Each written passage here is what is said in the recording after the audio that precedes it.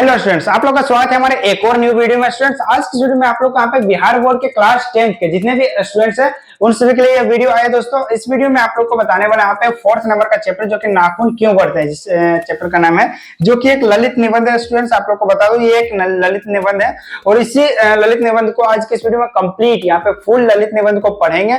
उसके साथ ही जितने भी वीवीआई एमसीक्यू क्वेश्चंस वगैरह बन सकते हैं वो सारा को हाईलाइट भी करते हुए चलेंगे, जिससे कि आप लोग को एग्जाम में 100 में 95% मार्क्स तो इजीली आप लोग ला पाए। ठीक है, आप लोग को टारगेट बड़ा रखना है स्टूडेंट। जितना भी बड़ा आप लोग टारगेट रखेंगे, कम से कम 95% मार्क्स का जो टारगेट रखेंगे या फिर 99% का, तो कम से कम आप लोग 90% तो जरूर लाएंगे। ठीक है, तो इसलिए टारगेट हमेशा बड़ा रखना है। जितना बड़ा आप लोग टारगेट रखेंगे उतना अधिक आप लोग का मार्क्स आने का यहाँ पे चांसेस रहेगा। ठीक है, और आप लोग को सिर्फ टारगेट रखने से नहीं होगा, आप लोग को मेहनत भी करना पड़ेगा। आप लोग को हमेशा टारगेट रखना है 450 प्लस मार्क्स लाने का, जो बोर्ड एग्जाम हमारा अभी आने वाला है उसमें। ठीक है, तो आप लोग को कितना टारगेट रखना है, 450 यहाँ पे जो मार्क्स है वो कम से कम आप लोग को लाने का इतना टारगेट रखना है। ठीक है, आप लोग इससे अगर कम भी थोड़ा बहुत होगा फिर भी 400 के लगभग तो जरूर आ जाइएगा। और जैसा मैं स्ट्रेटेजी आप लोग को बताऊंगा एग्जाम के टाइम में कि किस पार से आप लोग को एग्जाम देना है, किस पार से आप लोग को पढ़ाई करना है, तो आप लोग काफी इजीली इतना मार्क्स तो ला ही सकते हैं। ठीक है, क्योंकि मैं आप लोग को ऑलरेडी मैं बता देना चाहता हूँ, हमारे इस चैनल पे, यूट्यूब चैनल पे क्लास 10 का कंप्लीट तैयारी चल रहा है। ठीक है, क्लास 10, क्लास 9, 11, 12 सारा का चल रहा है, बट आप लोगों के लिए पर्सनली हमारा क्लास 10 का तैयारी चल रहा है, जिसमें मैंने ऑलरेडी कई सारे वीडियोस बना रखा है। देख सकते हैं यहाँ पे हमारे जो चैप्टर 1, चैप्टर 2, चैप्टर 3, ये सारा वीडियोस हम लोगों ने ऑलरेडी कंप्लीट कर लिया है, जो कि हिंदी बुक का। इसके अलावा हम लोग मैथ, फिजिक्स, केमिस्ट्री वगैरह पे भी वर्क कर रहे हैं। हमारा काफी सारा वीडियोस उन सभी सब्जेक्ट पे भी अपलोड हो चुका है और जो वीडियोस बाकी है वो भी जल्दी आने वाला है। ठीक है, तो यदि आप लोग हमारे चैनल पे अभी तक नहीं जुड़े हैं, वैसे जुड़िए, हमारे चैनल को सब्सक्राइब कीजिए, वीडियो अच्छा लगे वीडियो को लाइक कीजिए। और कैसा मैं आप लोग को पढ़ा रहा हूँ, यदि आप लोग को कोई डाउट है, यदि आप लोग कुछ पूछना चाहते हैं, बेशक कमेंट करके जरूर पूछिए। ठीक है, चलिए यहाँ पे आपका अधिक टाइम नहीं लेते, यहाँ पे वीडियो को स्टार्ट कर लेते हैं। ये एक वन शॉट वीडियो होने वाली है स्टूडेंट्स, जिसमें कि आप लोगों को कंप्लीट ये जो हमारा गोधूली बुक का यहाँ पे चैप्टर 4 है, नाखून क्यों बढ़ते हैं, जो कि हजारी प्रसाद द्विवेदी जी के द्वारा लिखा गया, यहाँ पे उनका इमेज भी देखते हैं। तो ये कंप्लीट आप लोग को यहाँ पे फुल ललित निबंध यहाँ पे पढ़ाने वाला है इस वीडियो में। ठीक है, तो यहाँ पे वीडियो को फुल देखिएगा, वीडियो अच्छा लगे वीडियो को लाइक जरूर कीजिएगा। चलिए यहाँ पे देखते हैं, और मैंने जिस बार से बताया हमारा ऑलरेडी काफी सारे वीडियोस अपलोड हो चुका है, जिसमें कि मैंने एमसीक्यू क्वेश्चंस वगैरह भी करवाया, जो वीवीआई ऑब्जेक्टिव क्वेश्चंस होते हैं उसका भी वन शॉट वीडियो लेकर आता हूँ, जिसमें कि एक एक जैसे हमारा जो ये श्रम विभाजन, इसमें 25 एमसीक्यू मैंने वीवीआई जो फाइंड किया, वो वीडियो हमारे यूट्यूब पे अवेलेबल है। ये जो हमारा सेकंड विष के दांत है, इसमें भी हम लोगों ने लगभग 40 प्लस यहाँ पे वीवीआई एमसीक्यू हम लोग ऑलरेडी पढ़ चुके हैं, जिसका वीडियो हमारे चैनल पे है। ठीक है, तो यहाँ पे आप लोग वैसे हमारे चैनल पे विजिट कीजिएगा, ये सारा वीडियो आप लोग को मिलेगा। अब चलिए हम लोग यहाँ पे पढ़ लेते हैं हजारी प्रसाद द्विवेदी के बारे में सबसे पहले। उसके बाद हम लोग यहाँ पे जब ये हमारा कंप्लीट हो जाएगा तो फिर हम लोग यहाँ पे जो इनका स्टोरी, ये ललित निबंध है, जो कि यहाँ पे विष के दांत, नाखून, विष के दांत बोल रहा हूँ, ये नाखून क्यों बढ़ते हैं, विष के दांत तो ऑलरेडी हम लोगों ने पढ़ रखा है। ठीक है, ये नाखून क्यों बढ़ते हैं, उसके बाद हम लोग ये पढ़ेंगे। ठीक है, चलिए हम लोग सबसे पहले राइटर के बारे में पढ़ लेते हैं। तो यहाँ पे आप लोग देखिए आचार्य, जिससे इनका फुल नेम क्या, आचार्य हजारी प्रसाद द्विवेदी। आप लोग को यदि सिर्फ हजारी प्रसाद द्विवेदी भी अगर एग्जाम में कहीं ऑब्जेक्टिव वगैरह में आए तो ठीक है, अदरवाइज इसका फुल नेम क्या हुआ, आचार्य हजारी प्रसाद द्विवेदी। ठीक है, इनका जन्म कब हुआ था और कहाँ पे हुआ था ये आप लोग देख लीजिए। यहाँ पे 1907 ईस्वी में, कब, यहाँ पे देखिए 1907 ईस्वी में इनका जन्म हुआ था। ठीक है, ये आप लोग को याद रखना है, 1907 ईस्वी में इनका जन्म हुआ था। और मैं पेन का कलर थोड़ा चेंज कर लेता हूँ ताकि आप लोग को अच्छे से विजिबल हो जाए। ठीक है, तो यहाँ पे देखते हैं मैंने पेन का कलर यहाँ पे चेंज कर लिया और ये दूसरा हमारा जो है ये कलर ले लेते हैं। अब यहाँ पे देखते हैं इनका जो जन्म कहाँ पे हुआ था, तो ये देख लीजिए यहाँ पे आरत दुबे का छपरा, बलिया, उत्तर प्रदेश में हुआ था। ठीक है, कहाँ पे, आरत दुबे का जो छपरा, यहाँ पे एक जगह का नाम है आरत दुबे का छपरा, और ये कहाँ पे पड़ता है, तो ये बलिया में पड़ता है, जो कि उत्तर प्रदेश में स्थित है। ठीक है, तो इसका जन्म कहाँ हुआ था, एक तो 1907 ईस्वी में, और कहाँ पे, तो आरत दुबे का छपरा, जो कि बलिया, उत्तर प्रदेश में। ये आप लोग से एमसीक्यू क्वेश्चन में काफी बार पूछा जा चुका है और आने की भी संभावना, ये काफी वीवीआई क्वेश्चन है, ये प्रश्न हो सकता है। ठीक है, तो ये दोनों आप लोग को ध्यान देना, जन्म कब हुआ था और कहाँ पे हुआ था। और मैं ऑलरेडी हमारा चैनल पे वैसे 2024 का लेकिन वीडियो अभी का तो नहीं है, जिसमें मैंने किस बार से आप लोग जो इनके राइटर्स वगैरह होते हैं उनका जन्म कब हुआ, मृत्यु कब हुआ, किस राइटर ने कौन सा निबंध या फिर कहानी लिखा, तो इसमें मैंने ऑलरेडी एक वीडियो बना रखा है। ठीक है, तो बट वो ओल्ड वीडियो, अभी लेटेस्ट वीडियो भी आने वाला है जल्दी, तो वो सारा वीडियो में आप लोग इसको कैसे याद करना है उसका ट्रिक बताया गया। ठीक है, तो आप लोग यदि विजिट करना चाहे चैनल पे तो विजिट करके वो वीडियो जरूर देख सकते हैं। ठीक है, अब चलिए यहाँ पे हम लोग देख लेते हैं द्विवेदी जी का साहित्य। ठीक है, कर्म भारतवर्ष के सांस्कृतिक इतिहास की रचनात्मक जो परिणति है, तो फिर यहाँ पे संस्कृत, प्राकृतिक और अपभ्रंश, बांग्ला आदि भाषाओं व उनके साहित्य के, ठीक है, उनके साहित्य के साथ इतिहास, संस्कृत, धर्म, दर्शन और आधुनिक ज्ञान विज्ञान की यहाँ पे देख सकते आधुनिक ज्ञान विज्ञान की व्यापकता व गहनता में यहाँ पे बैठ कर, यहाँ पे शायद उनके यहाँ पे बैठ कर होना चाहिए, बट कोई दिक्कत नहीं, यहाँ पे बैठ कर लिखा हुआ। उनका अगाध पांडित्य नवीन, ठीक है, यहाँ पे नवीन मानवतावादी सर्जना सॉरी यहाँ पे सर्जन नहीं, सर्जना और आलोचना की क्षमता लेकर प्रकट हुआ है। ठीक है, कुछ बार से यहाँ पे इनके बारे में भी बताया गया, फिर इनका रचना वगैरह हम लोग पढ़ेंगे, फिर मृत्यु का वो सारा पढ़ेंगे। तो ये इनका एक तरह से अबाउट चल रहा है, मतलब राइटर के बारे में। उसके बाद हम लोग यहाँ पे जो ललित निबंध है हमारा वो स्टार्ट करेंगे। ठीक है, सबसे पहले इसको हम लोग पढ़ लेते हैं, बस 2 मिनट लगेगा, ज्यादा टाइम नहीं लगेगा आप लोगों को। ठीक है, फिर यहाँ पे देखते हैं क्या सके लिखा हुआ, विज्ञान को बोध और पांडित्य की सहृदयता, ठीक है, सहृदयता में ढाल कर एक ऐसा रचना संसार हमारे सामने उपस्थित करते हैं। जैसे इनके बारे में बताया गया जो हजारी प्रसाद द्विवेदी है, विज्ञान को बोध और पांडित्य की हृदय सहृदयता में, ठीक है, मतलब क्या उनका जो ज्ञान है, जो उनका ज्ञान बोध है और जो पांडित्य है, ये एक तरह से यहाँ पे देखते हैं स्पष्ट बताया आचार्य, तो ये एक तरह से पांडित्य है। तो इनका जो वो सारे ज्ञान वगैरह नॉलेज वगैरह उन सभी को, ठीक है, हमारे सामने कुछ स्पर्श रचना संस्कार हमारे सामने उपस्थित करते हैं, जो विचार की तेजस्विता, ठीक है, कथन के लालित्य और यहाँ पे बंद की शास्त्रीयता का संगम है। ठीक है, मतलब इन सभी को मिलाकर यहाँ पे ये प्रस्तुत करते हैं। ये कौन प्रस्तुत करते हैं? तो जो हजारी प्रसाद द्विवेदी है उनके बारे में बताया गया कि वो अपने जो ज्ञान और बोध है और पांडित्य इन सभी को मिलाकर अपने जो रचना वगैरह यहाँ पे लालित्य वगैरह जो प्रस्तुत करते हैं, जैसे जो लिखते हैं ये, वो यहाँ पे किस बार से यहाँ पे जो बंद की शास्त्रीयता का संगम एक तरह से। ठीक है, और इसके बाद यहाँ पे हम लोग देख रहे हैं इस प्रकार उसमें एक साथ कबीर, ठीक है, मतलब एक साथ मीन्स क्या हुआ, जो ये हजारी प्रसाद द्विवेदी है एक साथ वो कबीर के जो दोहे वगैरह होते हैं, तो कबीर, तुलसी और रविंद्रनाथ, ठीक है, इन तीनों का एक तरह से मिलकर, जैसे जो इन तीनों को मिलाकर जो एक संगम बनता है, तो उस प्रकार से ये प्रस्तुत करते हैं, उसके बारे में बताइए। ठीक है, एकाकार हो उठते हैं, ठीक है, मतलब एकाकार मीन्स क्या, तीनों को जैसे मिलाकर जो बनता है उसी के बारे में। ठीक है, उनकी सांस्कृतिक दृष्टि अपूर्व है, ठीक है, मतलब उनका जो देखने का तरीका है संस्कृति का वो अपूर्व है। ठीक है, उनके अनुसार भारतीय संस्कृति किसी एक जाति की देन नहीं है। ठीक है, उनके अनुसार क्या, जो भारत का संस्कृति है वो किसी एक जाति, मतलब कोई एक धर्म का देन नहीं है, बल्कि, ठीक है, यहाँ पे बल्कि समय समय पर उपस्थित अनेक जातियों के श्रेष्ठ जो साधनांशों के लवन नीर संयोग से विकसित हुआ। ठीक है, मतलब क्या हुआ, एक जाति का यहाँ पे विकसित नहीं है, भारत की संस्कृति है वो एक का दिया वो नहीं है, बल्कि यहाँ पे समय समय पर जो अनेक यहाँ पे जातियां वगैरह उन सभी का एक तरह से जो मिलजुल कर बनता है, तो उसका यहाँ पे है विकसित हुआ उस तरीके से। ठीक है, तो यहाँ पे द्विवेदी जी के प्रमुख रचनाएं हम लोग देख लेते हैं। इसको मैं दूसरे पेन से यहाँ पे कलर कर लेता हूँ। यहाँ पे देखते हैं जो द्विवेदी जी के रचनाएं वगैरह, और इसमें कुछ मैं जो वीवीआई आप लोगों को बताऊंगा जो कि एग्जाम में काफी बार आ चुका है और जो आने की संभावना है, उसको आप लोग को याद रखना है कि उसे हजारी प्रसाद द्विवेदी जी के द्वारा लिखा गया। सबसे पहले देख लेते हैं अशोक के फूल, ये काफी इंपॉर्टेंट है, एक तरह से ये वीवीआई आप लोग के लिए होने वाला है, आप लोग को ये ध्यान देना है। अशोक के फूल ये कई बार एग्जाम में आ चुका है। बाकी यहाँ पे देखते हैं इनके और भी जो लिखे गए हैं, वो कल्पकता है, विचार और वितर्क है, कुट्टज है, फिर यहाँ पे विचार प्रवाह है, आलोक पर्व है, और प्राचीन भारत के कलात्मक, ठीक है, विनोद जो कि एक निबंध संग्रह है। फिर यहाँ पे वान भट्ट की आत्मकथा, ये भी वीवीआई एक तरह से, यहाँ पे जो देखा होगा आप लोग को वान भट्ट की आत्मकथा, ठीक है, ये भी कई बार एग्जाम में आ चुका है और फिर से आने की संभावना भी इसका है एक तरह से। ठीक है, तो ये आप लोग को ध्यान देना, जैसे कुछ जो इंपॉर्टेंट है वो मैं आप लोग को अभी बता दूंगा, आप लोग को बस इसको ध्यान में रखना है। अगर एग्जाम में कभी आ गया एमसीक्यू क्वेश्चन में, तो आप लोग को ध्यान देना है कि ये हजारी प्रसाद द्विवेदी जी के द्वारा लिखा गया। फिर ठीक है, फिर यहाँ पे देखिए चारू चंद्र लेख, पुनर्वा और आनामदास का पोथा, ठीक है, जो एक उपन्यास है।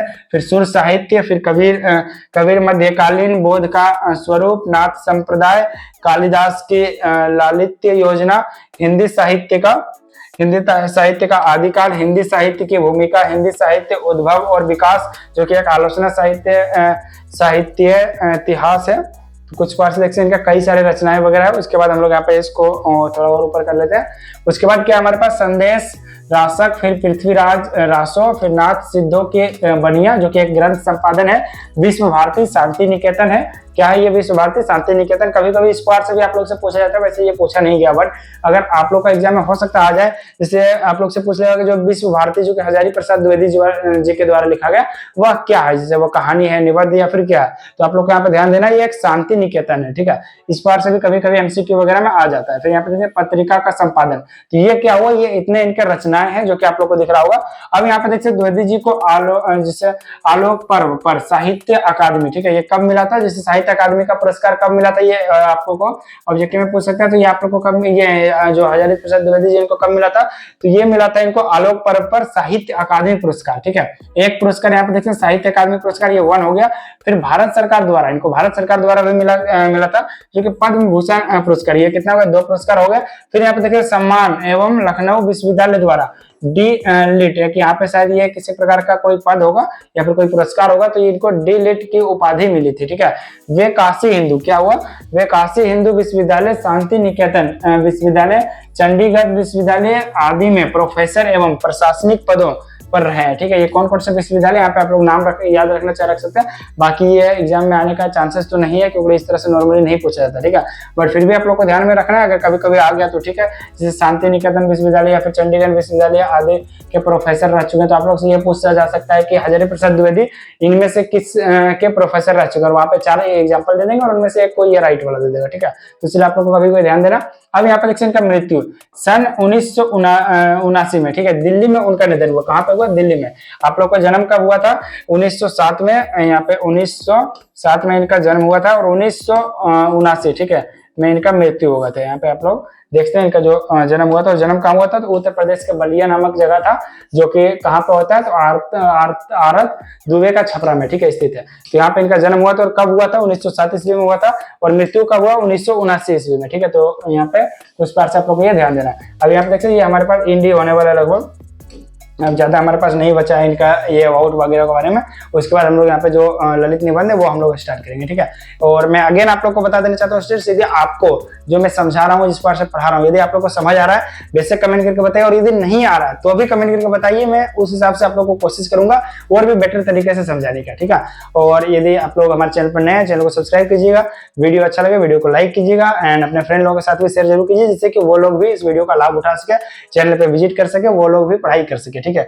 मन लगा के पढ़ाई आप लोग भी कीजिए और अपने फ्रेंड लोगों के साथ भी शेयर कीजिए हमारे वीडियोस को, ठीक है। अब चलिए यहाँ पे हजारी प्रसाद द्विवेदी का जो ग्रंथावली से लिए गए प्रस्तुत निबंध में प्रख्यात लेखक और निबंधकार, ठीक है, जो यहाँ पे ये निबंध है जो लिया कहाँ से गया, तो ये हजारी प्रसाद द्विवेदी का ग्रंथावली से लिया गया। प्रस्तुत निबंध में प्रख्यात लेखक और निबंधकार का, ठीक है, मानववादी दृष्टिकोण प्रकट होता है। कौन सा, मानववादी दृष्टिकोण। और ये क्या है, यहाँ पे देख सकते आप लोग दिख रहा हो, ये एक ललित निबंध है। क्या, ललित निबंध में लेखक ने बार बार काटे जाने पर भी बढ़ जाने वाले, ठीक है, जो काटा जाता है नाखून, उसी के बारे में, काटे जाने पर भी बढ़ जाने वाले नाखूनों के बहाने अत्यंत सहज शैली में सभ्यता और संस्कृति के विकास गाथा उद्घटित कर दिखाई है, ठीक है। मतलब क्या हुआ, जो नाखून जिस पर से हम लोग कट करते हैं बट फिर भी वो बढ़ जाता है, तो उसी प्रकार से राइटर ने, जो यहाँ पे लेखक हजारी प्रसाद द्विवेदी ने यहाँ पे अत्यंत सहज से, मतलब क्या हुआ, अत्यंत से आसान भाषा में आप लोग को एग्जाम्पल के साथ यहाँ पे जो सहज शैली में, ठीक है, सभ्यता और संस्कृति की विकास गाथा यहाँ पे बताया, ठीक है। विकास गाथा के बारे में यहाँ पे उद्घटित कर दिखाई है, ठीक है, उसी के बारे में यहाँ पे बताएगा। फिर यहाँ पे देखिए एक यहाँ पे एक और नाखूनों का बढ़ना मनुष्य की आदिम पाश्विक वृत्ति, और ठीक है, पाश्विक वृत्ति में क्या हुआ, पशुओं वाले जो वृत्ति होते हैं उसको दिखाया, और संघर्ष चेतना का प्रमाण है, ठीक है, प्रमाण है। तो दूसरी ओर उन्होंने, जैसे उन्हें बार बार काटते रहना और अलंकृत करते रहना मनुष्य को सौंदर्य बोध और सांस्कृतिक चेतना को भी निरूपित करता है, ठीक है, निरूपित करता है। लेखक ने नाखून के बहाने मनोरंजन शैली में मानव सत्य का दिग्दर्शन कराने का सफल प्रयास किया है। उसके बाद क्या, यह निबंध नई पीढ़ी में सौंदर्य बोध, इतिहास चेतना और सांस्कृतिक आत्मगौरव का भाव जगाता है, ठीक है। तो ये हमारा हो गया राइटर के बारे में। सबसे पहले यहाँ पे आप लोग देख सकते हैं जो वीवीआई यहाँ पे ऑब्जेक्टिव क्वेश्चंस बन सकते हैं, वो आप लोग को मैं अगेन यहाँ पे एक बार बता देना चाहता हूँ। इनके यहाँ पे वीवीआई क्वेश्चंस क्या बन सकता है, यहाँ पे सबसे पहले उनका जन्म कब हुआ था, तो 1907 ईस्वी में हजारी प्रसाद द्विवेदी जी का। और ये नाखून क्यों बढ़ते, ये क्या है, तो एक ललित निबंध है। फिर यहाँ पे देख सकते हैं इनका जो जन्म कहाँ हुआ था, तो आरत दुबे का छपरा बलिया उत्तर प्रदेश में हुआ था। और फिर यहाँ पे देखते हैं जो वीवीआई क्वेश्चंस वगैरह, तो इनमें से उतना चांसेस नहीं है। फिर यहाँ पे द्विवेदी जी की प्रमुख रचनाओं से ये लिया गया था, ये रचनाएं हैं, और इसमें से जो वीवीआई रचना हो गया, तो यहाँ पे अशोक के फूल वगैरह है, ये तो मैंने ऑलरेडी बता ही दिया। और फिर यहाँ पे देखते हैं हमारे पास कुछ और भी यहाँ पे वीवीआई क्वेश्चंस वगैरह आता है। देखते हैं यहाँ पे एक पद्म भूषण यहाँ पे जो पुरस्कार मिला था, और यहाँ पे लेट यहाँ पे कौन से पुरस्कार मिले वो आप लोग को याद रखना है। फिर इनका मृत्यु कब हुआ था वो याद रख लेना है, और कुछ ग्रंथ वगैरह आप लोग याद रख लीजिए। तो इतना काफी होता है अवार्ड के बारे में, ठीक है। बाकी अगर आप लोग और भी याद कर सके तो यहाँ पे काफी सारे और भी एमसीक्यू क्वेश्चन वगैरह बन सकता है, जिसका कि मैं अगेन एक वीडियो लेकर आऊंगा, जिसमें कि यहाँ पे लगभग 30-40 एमसीक्यू जो कि वीवीआई होते हैं जो कि इस चैप्टर से बन सकते हैं, उन सभी का मैं वीडियो लेकर आऊंगा। आप हमारे उस वीडियो को देखिएगा तो आप लोग को जितने भी एमसीक्यू क्वेश्चंस का जो डाउट है कि कौन कौन से एग्जाम में आ सकता है, तो जब हमारा वो वीडियो देख लीजिएगा तो उसके बाद आप लोग को कहीं कोई गेस्ट पेपर वगैरह पढ़ने की जरूरत नहीं, आप लोग डायरेक्ट हमारे वीडियो को देखकर भी इसके जितने भी एमसीक्यू क्वेश्चंस है उन सभी का तैयारी कर सकते हैं, ठीक है। अब चलिए हम लोग यहाँ पे ललित निबंध के बारे में यहाँ पे सबसे पहले पढ़ लेते हैं। जो नाखून क्यों बढ़ते हैं, एक ललित निबंध क्या है, एक ललित निबंध। और यहाँ पे इसमें क्या बताया गया, सबसे पहले स्टार्टिंग में देखते हैं, बच्चे कभी कभी चक्कर में डाल देने वाले प्रश्न कर बैठते हैं, ठीक है। यहाँ पे स्टार्टिंग किस चीज से, जो बच्चे वगैरह हैं तो वो कभी कभी आश्चर्य में डाल देने वाले, जैसे चक्कर में डाल देने वाले प्रश्न कभी कभी पूछ लेते हैं। उसके बाद हम लोग देखते हैं यहाँ पे जो अल्पज्ञ, यहाँ पे क्या बताया गया, अल्पज्ञ पिता, ठीक है, बड़ा दयनीय जीव होता है, ठीक है। मतलब क्या होता है, दयनीय मतलब दया दिखाने वाला, ठीक है, जो दयानित जीव के बारे में। फिर यहाँ पे देखिए, मेरी छोटी लड़की ने जब उस दिन पूछ दिया कि आदमी के नाखून क्यों बढ़ते हैं, ठीक है, यहाँ पे क्यों बढ़ते हैं, तो मैं कुछ सोच ही नहीं सका। ये कौन बोलता है, ये राइटर बोलते हैं कि जब मेरी लड़की है उसने जब उस दिन पूछ लिया कि नाखून क्यों बढ़ते हैं, तो वो यहाँ पे कोई उसके जवाब ही नहीं, कोई जैसे, तो मैं कुछ सोच ही नहीं सका, ठीक है, मतलब कुछ बता ही नहीं सका। हर तीसरे दिन नाखून क्यों बढ़ जाते हैं, बच्चे कुछ दिन तक अगर उन्हें बढ़ने दे तो माँ बाप अक्सर उन्हें डांट देते हैं, ठीक है, पर कोई नहीं जानता कि ये, ठीक है, जो ये नाखून है, आगे नाखून क्यों इस प्रकार बढ़ सकते हैं, ठीक है, और बढ़ा सकते हैं। काट दीजिए, मतलब यहाँ पे बताया गया कि काट दीजिए तो वे चुपचाप से, जिससे चुपचाप दंड स्वीकार कर लेंगे। किसके बारे में बताया गया, अगर हम लोग नाखून को काट देते तो जो नाखून होता है उसके बारे में कि नाखून चुपचाप दंड को स्वीकार कर लेगा। पर जैसे यहाँ पे पर मीन्स पर निर्लज अपराधी की भांति, मतलब क्या हुआ, निर्लज जो यहाँ पे अपराधी होता है उसी प्रकार से फिर छूटते ही सेंध पर हाजिर।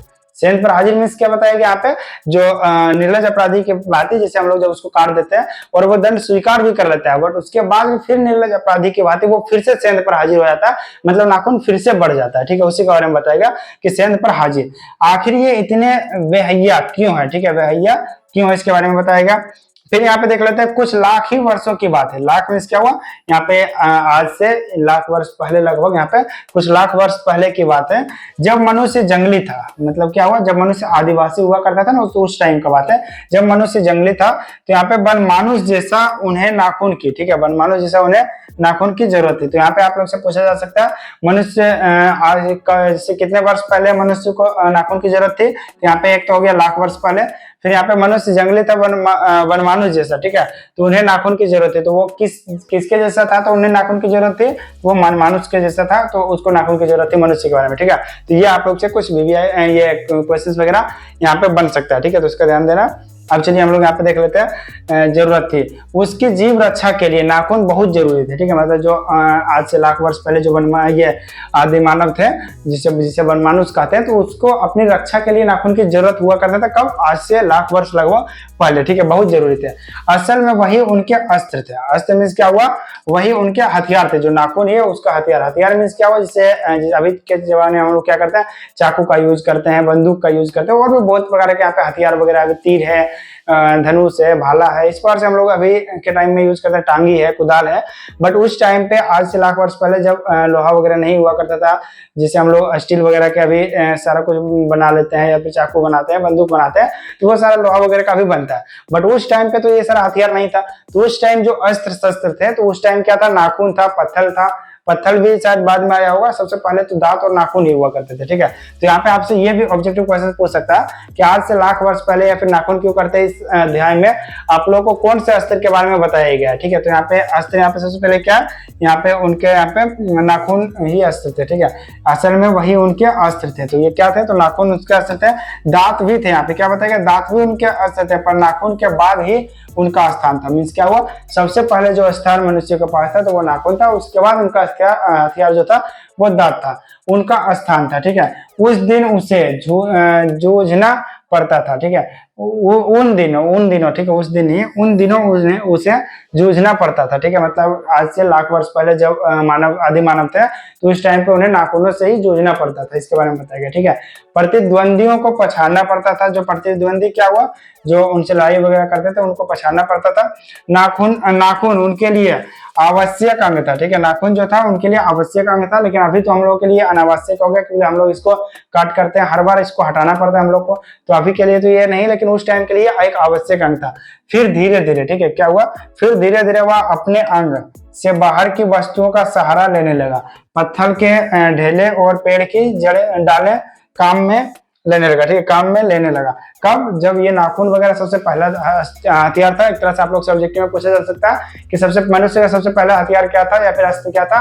तो आप लोग को यहाँ पे इसका ध्यान देना है कि नाखून, ठीक है, और नाखून के बाद आया दांत, और उनके बाद धीरे धीरे धीरे धीरे यहाँ पे मनुष्य किनका यूज करने लगा, वो यहाँ पे देखते हैं पत्थर के ढेले, जो पत्थर के जैसे ढेले फेंकते हैं, उसका अभी भी पत्थर का यहाँ पे हथियार नहीं बना, जैसे पत्थर का जो कुल्हाड़ी वगैरह अभी नहीं बना, अभी पत्थर के ढेले और पेड़ की डालें। मतलब यहाँ पे क्या हुआ, जो डंडा वगैरह हम लोग यूज करते हैं, तो अभी बस ये दोनों का अभी ही जैसे यहाँ पे बताया गया, उसके बाद इन दोनों का यहाँ पे उन्होंने खोज किया एक तरह से, ठीक है, काम में लेने लगा।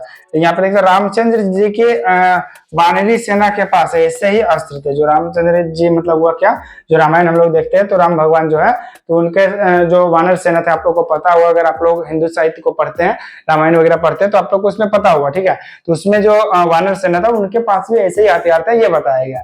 उसने, ठीक है, उसने हड्डियों के भी हथियार बनाए। क्या हुआ, जो मनुष्य का हड्डी होता है या फिर जानवर वगैरह का हड्डी होता है, उन सभी से भी उन्होंने हथियार बनाए, ठीक है।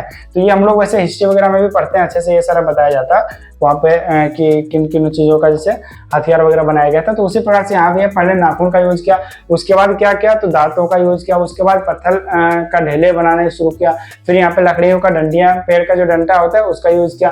उसके बाद धीरे धीरे यहाँ पे हड्डियों का जिससे जो हथियार बनता है उस पर से। इन हड्डियों के हथियार में सबसे मजबूत और सबसे ऐतिहासिक था देवताओं के, ठीक है, देवताओं के राजा का वज्र। जो देवताओं का राजा इंद्र होता है, जिनका कि वज्र कुछ बार से होता था, आप लोग को अगर ध्यान होगा तो आप लोग को पता होगा कुछ बार से यहाँ पे वज्र होता है। तो ये भी हड्डियों से ही बना था। और इनका जो सबसे पहले जिसे यहाँ पे बताया गया हड्डियों का हथियार में से सबसे ऐतिहासिक कौन था, तो देवताओं का जो राजा है जिसको इंद्र कहा जाता है, तो उनका जो वज्र था उसके बारे में, ठीक है। तो यहाँ पे आप लोग से पूछा जाता है सबसे पहले हड्डियों का हथियार कौन सा था, तो यहाँ पे आप लोग को ध्यान देना वज्र, ठीक है, ये आप लोग को नाम याद रखना। जो दधीची मुनि की हड्डियों से बना था, किसकी हड्डियों से बना था, ये भी इंपॉर्टेंट है। जो वज्र है वो किसकी हड्डियों से बना था, तो ये एक इंसान से जो ऋषि हुआ करते थे, दधीची मुनि की हड्डियों से बना हुआ था, ठीक है। मनुष्य और आगे बढ़ा, क्या हुआ, मनुष्य और धीरे धीरे आगे बढ़ा, उसने धातु, ठीक है, धातु के हथियार बनाए। जिनके पास लोहे के अस्त्र और शस्त्र थे वे विजयी हुए। क्या हुआ, मनुष्यों ने धीरे धीरे विकास किया, मतलब धीरे धीरे और भी चीजों का हथियार बनाना स्टार्ट किया, और भी प्रगति किया, धीरे धीरे खोज की। तो उसमें उन्होंने क्या किया, लोहा, जिससे मैंने अभी बताया कुल्हाड़ी वगैरह, चाकू, बंदूक, ये सारा जो हुआ, तो लोहा का धीरे धीरे उन्होंने हथियार बनाया, ठीक है। और जिनके पास ये अस्त्र शस्त्र थे वे विजयी हुए। विजय में क्या हुआ, वो लोग जीत जाते थे, क्योंकि उनके पास जैसे लोहा वगैरह के हथियार थे जो कि काफी मजबूत हुआ करते, ठीक है। फिर देवताओं के राजा, ठीक है, देवताओं के राजा तक को मनुष्य के राजा से इसलिए सहायता लेनी पड़ती थी, ठीक है। जो देवताओं के राजा, जैसे पहले हम लोग बहुत सारे स्टोरी में देखते हैं कि जो भगवान वगैरह होते थे, जो देवताओं के राजा होते थे, वो मनुष्यों के पास भी आते थे कभी कभी हेल्प लेने के लिए, मदद लेने के लिए, या फिर कभी कहीं युद्ध हो रहा हो तो वहां पे साथ जाने के लिए, ठीक है। तो उनको भी यहाँ पे बताया गया कि देवताओं के जो राजा है उन्हें भी मनुष्यों के साथ यहाँ पे मदद लेना पड़ता था, ठीक है।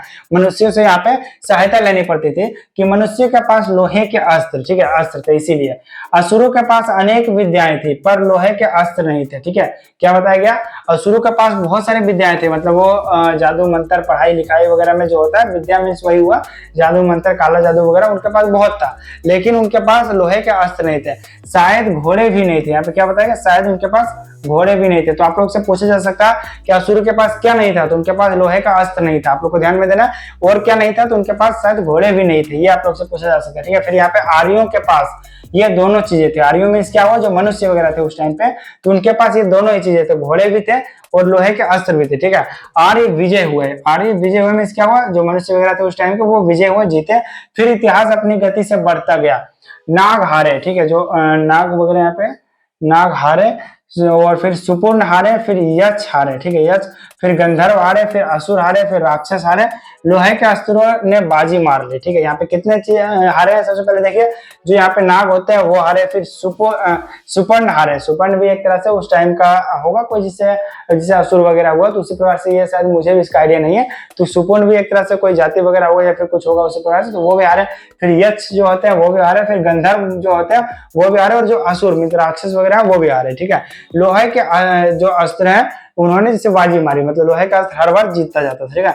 इतिहास आगे बढ़ा और पलीते वाली, ठीक है, बंदूकें ने, जैसे पलीते वाली बंदूकों ने, यहाँ पे कारतूसों ने, तोपों ने, बमों ने और बम वर्षक वायुयानों ने इतिहास को किस कीचड़ भरे घाट तक घसीटा, यह सबको मालूम है, ठीक है, यहाँ पे बताया गया। फिर धीरे धीरे इसी प्रकार से खोज होता है, और यहाँ पे किसके बारे में बताया गया, यहाँ पे बंदूकों के बारे में, बंदूक, फिर यहाँ पे कारतूसों जो उनका गोली होता है, फिर तोप, फिर बमों, और यहाँ पे बम वर्षक, यहाँ पे वायुयानों जो वे लड़ाकू विमान वगैरह होते हैं उन्होंने, तो यहाँ पे किस प्रकार से इतिहास को, ठीक है, कीचड़ भरे घाट में, मतलब कीचड़ भरे गड्ढे में किस प्रकार से घसीटा, यह सबको मालूम ही होगा। घसीटा मीन्स क्या हुआ, यहाँ पे क्यों इस प्रकार से शब्द यूज हो रहा, क्योंकि आप लोग को पता होगा यहाँ पे भले बंदूक वगैरह आया, कारतूस वगैरह आया, तोप वगैरह आया, एक तरह से इंसान का मदद करने के लिए, बट ये जितना मदद करता है उससे ज्यादा घातक भी तो है। जैसे जहां भी युद्ध होता है वहां पर कितना विनाश फैलाता है आप लोग को पता हुआ। अगर कहीं अभी जैसे हिरोशिमा में जो परमाणु बम गिरा था, तो वहां पे लगभग कितना, लगभग 100 ईयर के लिए वहां पे अब कोई इंसान वगैरह नहीं रह सकता, इस तरह से स्थिति हो गया। और भी इससे खतरनाक खतरनाक हथियार वगैरह बने, तो वो एक तरह से मानव इतिहास को एक तरह से मिटा भी सकता है, जिसे वो यूजफुल है उतना ही खतरनाक भी है। तो उसी के बारे में बताया किस प्रकार से ये जो सारी चीजें आए बम वगैरह, वो कीचड़ भरे घाट में किस प्रकार से घटाए घसीटा एक तरह से इंसानों को, वो सबको मालूम ही होगा। फिर यहाँ पे देखते हैं नखधर मनुष्य अब एटम बोल रहा हूँ, एटम बम पर भरोसा करके आगे की ओर चल पड़ा है, ठीक है। जो मनुष्य वगैरह है वो किस पे भरोसा कर चुका है, तो एटम बम पे। एटम बम मीन्स वही सारा हुआ है, यहाँ पे जो खतरनाक खतरनाक बम वगैरह है उन्हीं के बारे में बताया गया। पर उनके नाखून अब भी बढ़ रहे हैं, जो मनुष्य का नाखून है वो अभी भी बढ़ रहा है, ठीक है। ऐसा नहीं कि इतने हथियार बन गया तो अब नाखून बढ़ना रुक चुका, ऐसा नहीं है। उनके जो नाखून है वो अभी भी बढ़ता ही जा रहा है, उसी के बारे में बताया गया कि अभी भी बढ़ रहा है, ठीक है। अब यहाँ पे क्या, अब भी प्राकृतिक मनुष्य को उसके भीतर वाले अस्त्र से वंचित नहीं कर रही है। जो प्राकृतिक है वो अभी भी मनुष्य को, उनके जो मनुष्य के भीतर में जो अस्त्र शस्त्र थे, जैसे नाखून हुआ, दांत हुआ, इन सभी चीजों से वंचित नहीं कर रहा, मतलब इन सभी से हटा नहीं रहा। अभी भी वो जो प्राकृतिक है वो चाहता है कि मनुष्य के पास ये सारा चीजें रहे, ये अस्त्र वगैरह, ठीक है, उन्हीं से वंचित नहीं कर रहा। अभी वह याद दिला देती है कि तुम्हारे नाखून को भुलाया नहीं जा सकता, ठीक है। जो प्राकृतिक है वो अभी भी हम लोग को याद दिला देता कि जो हमारे यहाँ पे क्या, अभी भी वह याद दिला देता है कि तुम्हारे नाखून को भुलाया नहीं जा सकता, ठीक है। तुम वही लाख वर्ष के पहले, ठीक है, यहाँ पे तुम वही लाख वर्ष पहले के, यहाँ पे नख दंत लंबी जीव हो। कौन सी जीव, यहाँ पे नख, नख मीन्स नाखून, और दंता, दंता मीन्स क्या, वो दांत, और वो लंबी जीव हो, ठीक है। पशु के साथ एक ही सतह पर विचरण करने वाले और चरने वाले, ठीक है, मतलब पशु जो जीव जंतु होते हैं उन्हीं के साथ एक ही सतह पर रहने वाले जीव हो, और उन्हीं के साथ चरना मीन्स क्या, वो अपना भरण पोषण खाना पीना खाकर गुजारा करने वाले जीव हो, वही यहाँ पे बताया गया, ठीक है, वाले जीव हो। तथा किम में हैरान होकर, ठीक है, तथा किम में हैरान होकर सोचता हूँ कि मनुष्य आज अपने बच्चों को नाखून ना काटने, ठीक है, नाखून ना काटने के लिए डांटता है। मतलब क्या हुआ, मनुष्य अभी नाखून ना काटने के लिए डांटता है, मतलब हर बार उसको कटवाता है। इसके बारे में बताया कि नहीं काटता है तो उसको डांटता है उसके बारे में। किसी दिन कुछ थोड़े लाख वर्ष पूर्व वह अपने बच्चों को नाखून नष्ट करने पर डांटता था, ठीक है, डांटता होगा, मतलब यहाँ पे क्या, आज से लाख वर्ष पहले जब कोई भी बच्चा वगैरह या फिर कोई भी मनुष्य अपना नाखून जब काटता था तो उसको डांटता था कि नाखून क्यों काटा। बट अभी क्या हो रहा है कि नाखून काटने के लिए डांटता है कि तुमने नाखून क्यों नहीं काटा, ठीक है। तो ये डिफरेंसेस बताया गया दोनों के बीच में। यहाँ पे आप लोग से अगर कुछ प्रश्न पूछा जाए कि आज से थोड़े लाख वर्ष पूर्व मनुष्य बच्चों को किस बात पे डांटता था, तो नाखून क्यों काटा इसलिए डांटता था, ठीक है, इस बात से पूछा जा सकता है। लेकिन प्राकृतिक है कि वह अब भी नाखून को जिलाए जा रही है, और मनुष्य है कि वह अब भी उसे काटे जा रहा है, ठीक है। मतलब जो प्राकृतिक है वो मनुष्य को बता रहा है कि जिसे नाखून जो बढ़ा रहा है उसे बता रहा है कि तुम मनुष्य जैसे पशुवृत्ति जीव हो उसी प्रकार से, तो वो याद दिला रहा है, और जो मनुष्य अभी भी उसे काटते जा रहा है, ठीक है। वे कमबख्त रोज बढ़ते हैं क्योंकि वे अंधे हैं, ठीक है। जो वे कमबख्त किसके लिए यूज हुए ये शब्द, ये नाखून के लिए यूज हुआ कि वे कम वक्त रोज बढ़ते हैं और ठीक है क्योंकि वे अंधे हैं, जो नाखून है वो अंधे हैं, नहीं जानते हैं कि मनुष्य को इससे कोटि कोटि गुना शक्तिशाली अस्त्र मिल चुका है। ठीक है, जिससे जो प्राकृतिक है वो नहीं जानता है कि मनुष्यों को नाखून से भी बहुत बड़ा, बहुत जैसे खतरनाक खतरनाक अस्त्र मिल चुका, फिर भी वह जिससे नाखून को बढ़ा रहा है उसी के बारे में बताया गया कि वो अभी तक बढ़ते हैं क्योंकि वो अंधे हैं, वो नहीं देख पाते हैं इसीलिए। ठीक है, क्योंकि यहाँ पे मनुष्य को कोटि कोटि गुना शक्तिशाली अस्त्र मिल चुके हैं। ठीक है, मुझे ऐसा लगता है कि मनुष्य अब नाखून को नहीं चाहता। ठीक है, जैसे मनुष्य को नाखून की रिक्वायरमेंट नहीं है, उसका जरूरत नहीं है, उसके भीतर बर्बर युग, ठीक है, युग का कोई अवशेष रह जाए या उसे जिसे असह्य है। ठीक है, लेकिन असह्य में जिसे जो सहने लायक नहीं है उसके बारे में बताएगा असह्य। लेकिन यह भी कैसे कहूं कि नाखून काटने से क्या होता है, मनुष्य की बर्बरता घटी कहाँ है, वह तो बढ़ती ही जा रही है। मनुष्य के इतिहास में हिरोशिमा का हत्याकांड, देखिए यहाँ पे जो हिरोशिमा का हत्याकांड है उसके बारे में यहाँ पे भी बताया गया। हत्याकांड बार बार थोड़े ही हुआ, या तो उसका नवीनतम रूप है। मैं मनुष्य के नाखून की ओर देखता हूँ, ठीक है, देखता हूँ तो कभी कभी निराश हो जाता हूँ कि ये उसकी भयंकर पश्चिमी व्यक्ति के जीवंत प्रतीक है।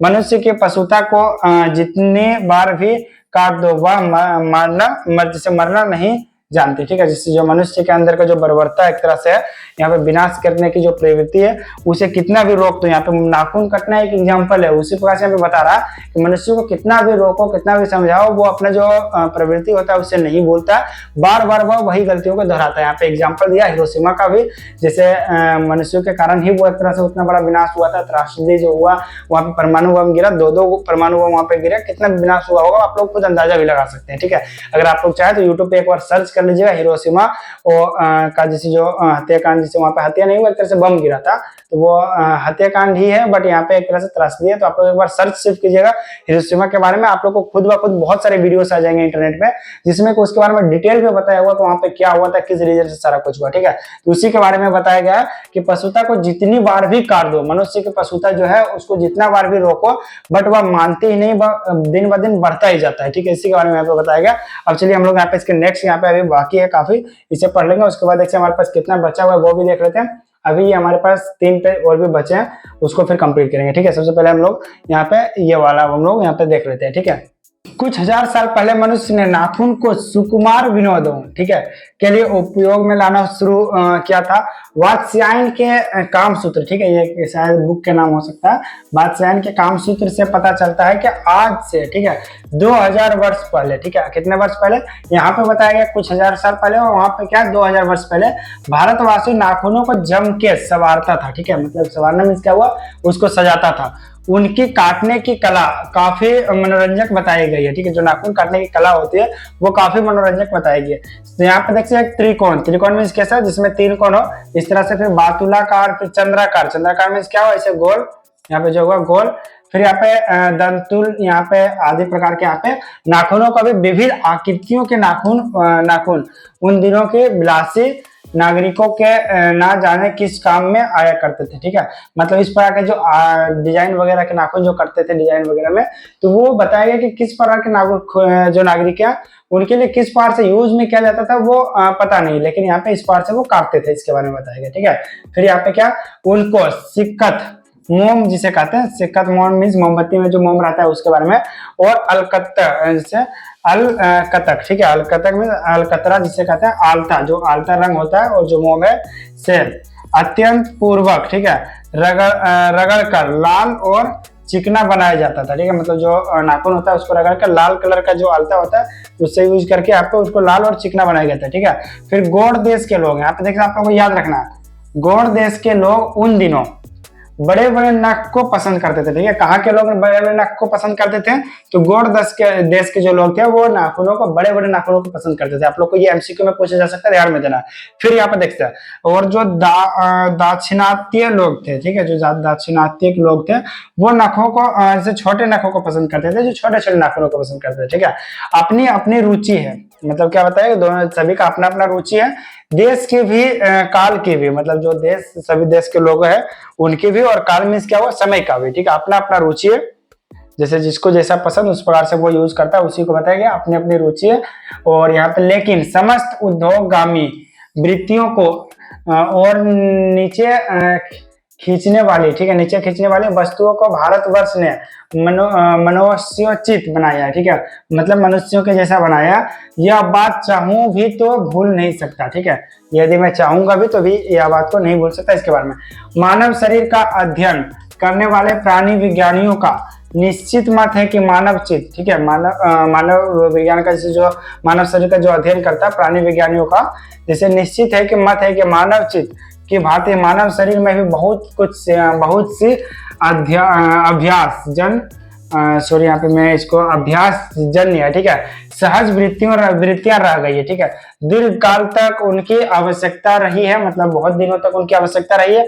अतएव शरीर ने अपने भीतर एक ऐसा गुण पैदा कर लिया है कि, ठीक है, जो हमारा बॉडी है वो कुछ पार्ट से गुण पैदा कर लिया है कि वे वृत्तियां अन्यास ही और शरीर के अनजाने में भी अपने आप काम करती है। नाखून का, जिसे देखते हैं नाखून का बढ़ना उसमें से एक है। नाखून का बढ़ना किसमें से एक है? या ऑटोमेटिक, जिसे बिना जिसे चेतना के भी ये ऑटोमेटिक जिसे बढ़ता है, उसी के बारे में बताया गया। जिसे हमारा शरीर है वो कुछ इस प्रकार का, जिसे यहाँ पे अपने अंदर गुण पैदा कर लिया है कि कुछ वृत्तियां जो अन्यास है, जिसे और शरीर के अनजाने में भी, मतलब शरीर को पता भी नहीं होता, उस प्रकार से भी अनजाने में भी अपने आप काम करती है। काम करना में क्या हुआ, अपने आप वो जैसे बढ़ना, जैसे इस प्रकार से यहाँ पे वर्क करती है। तो उसी प्रकार से नाखून भी उनमें से एक है। केस का बढ़ना दूसरा, जैसे आप देखिए फर्स्ट क्या हमारा नाखून उनमें से एक है, फिर दूसरा हमारा क्या, केस का बढ़ना, जो बाल होता है वो भी, फिर यहाँ पे दांत का दोबारा उठना, ठीक है, दांत का दोबारा उठना तीसरा है, ठीक है। जो तीन एग्जांपल कौन सा, दांत का दोबारा उठना है, फिर यहाँ पे देखिए पलकों का गिरना, जो हमारे आंख है उनका पलकों का गिरना यहाँ पे चौथा। और असल में सहजात वृत्तियां अनजान स्मृतियों को ही कहते हैं, ठीक है, हमारी भाषा में इसके उदाहरण मिलते हैं, ठीक है। तो यहाँ पे आप लोग को ध्यान देना कौन कौन सा है। फर्स्ट क्या है हमारा नाखून है, सेकेंड हमारा क्या है केस है, थर्ड हमारा क्या है दांत है, और यहाँ पे जो फोर है हमारा पलके हैं, जो आंख के ऊपर वाला पलक होता है ये ऑटोमेटिक इस पर से झपकता है। तो उसी का है कि जो हमारे शरीर को पता भी नहीं चलता, फिर भी ये कुछ चीजें हैं जो कि काम करते रहती है, उसी के बारे में बताएगा, ठीक है। और यहाँ पे हमारी भाषा इसके उदाहरण मिलते हैं हमारी भाषा में, ठीक है। अगर आदमी को अपने शरीर की, मन की और वाक की अनायास घटने वाली, जिसे घटने वाली वृत्तियों के विषय में विचार करे तो उसमें जैसे उसे अपनी वास्तविक प्रवृत्ति पहचानने में बहुत सहायता मिले, ठीक है। क्या हुआ, जैसे अगर मनुष्य ये सारा चीज भी जाने तो उसको अपनी वास्तविक जैसे जो पहचान है उसको पहचानने में, वास्तविक वृत्ति को पहचानने में काफी सहायता मिलेगी, ठीक है। इसके बारे में बताया गया अगर मनुष्य को ये सारी चीजें के बारे में पता होता तो, ठीक है। पर कौन सोचता है, ठीक है, सोचना तो क्या उसे इतना भी पता नहीं चलता कि उसके भीतर नख बढ़ा लेने की जो सहजात वृत्तियां है वह उसके पशु तत्व का प्रमाण है, ठीक है। यहाँ पे क्या बताया गया, लेकिन इसके बारे में सोचता ही कौन है, कौन सा मनुष्य जो कि इसके बारे में सोचता है। ये जो हमारा नाखून बढ़ने के जो प्रवृत्ति है इसके बारे में भी कोई नहीं सोचता कि ये हमारे लिए पशु तत्व का जो प्रमाण है, मतलब पशु होने का प्रमाण है, वो यहाँ पे बताया गया कि हम लोग जो पशु की बातें इससे जो पहले रहते थे तो उसका प्रमाण है, इसके बारे में बताया गया, ठीक है।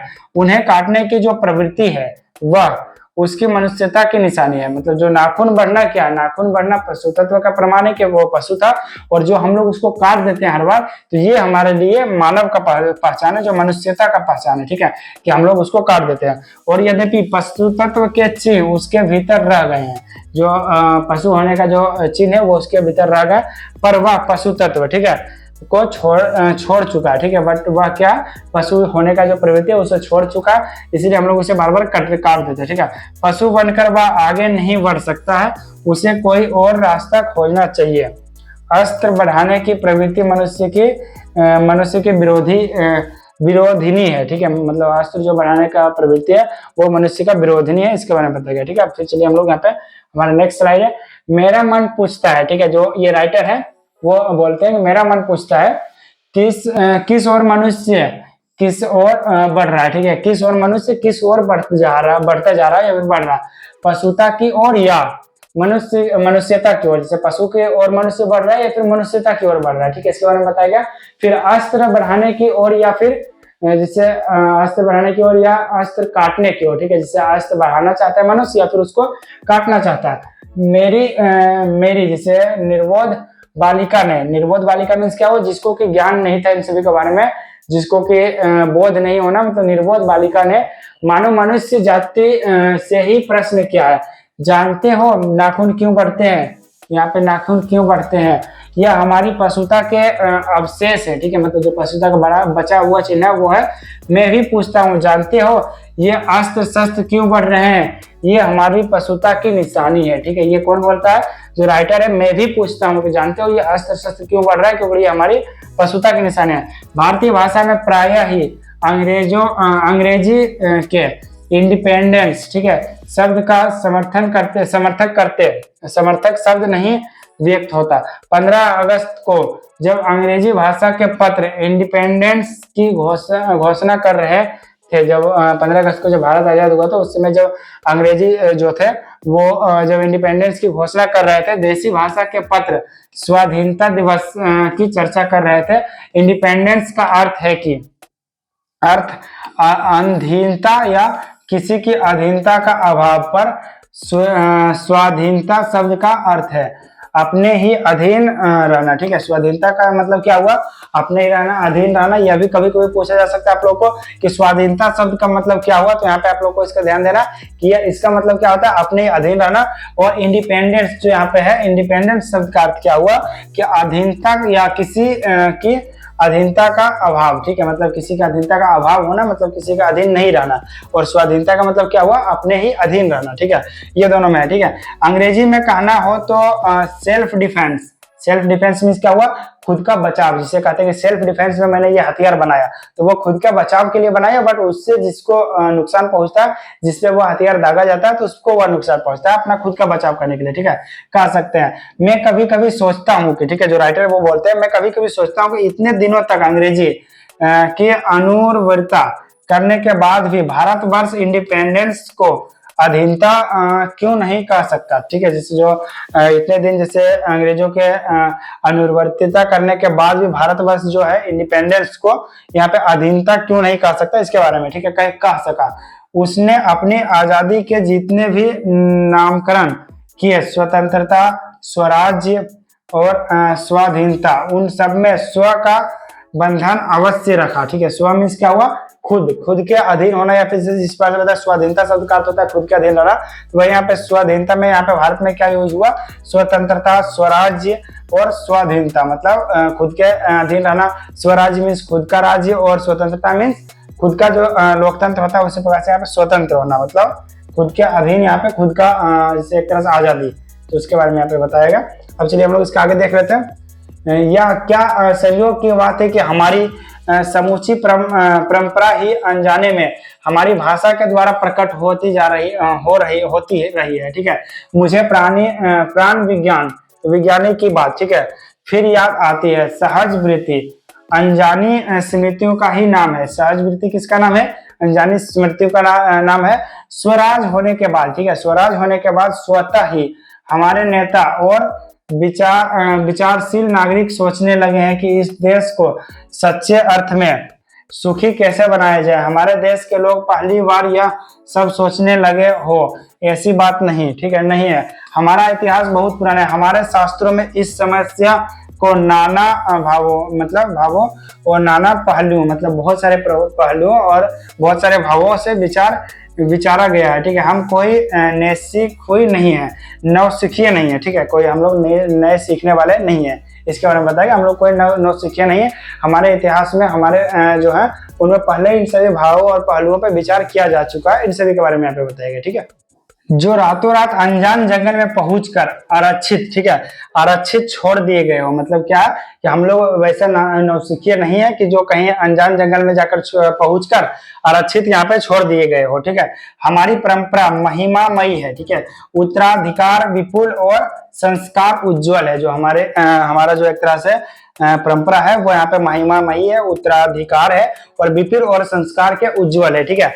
हमारे यहाँ पे क्या, हमारे अनजाने में भी ये बातें एक खास दिशा में सोचने की प्रेरणा देते हैं। यह जरूर है कि परिस्थितियां, जो हमारा परिस्थितियां है बदल गई है, उपकरण नए हो गए हैं और उलझनों की मात्रा भी बहुत बढ़ गई। जो जैसे उलझन होते हैं वो भी काफी बढ़ गया, और यहाँ पे उपकरण जैसे जो सामान वगैरह है, जो एक तरह से मशीनें वगैरह हैं, तो वो सारा भी काफी बढ़ गया, उसी के बारे में बताया गया।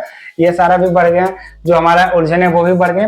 पर मूल, ठीक है, जो पर मूल समस्याएं बहुत ही अधिक नहीं बदले, जो इंपॉर्टेंट जो समस्याएं हैं सभी का वो ज्यादा नहीं बदले, उसी के बारे में बताया गया। जो कि मूल समस्या है वो ज्यादा नहीं बदले, ठीक है। भारतीय चित्त जो आज भी अधीनता के रूप में ना सोचकर स्वाधीनता के रूप में सोचता है, वह हमारे दीर्घकालीन संस्कारों का फल है, ठीक है। जो हमारा दीर्घकालीन जो संस्कार है, इसीलिए हम लोग यहाँ पे क्या सोचते हैं, यहाँ पे स्वाधीनता सोचते हैं, ना कि यहाँ पे अधीनता सोचते हैं।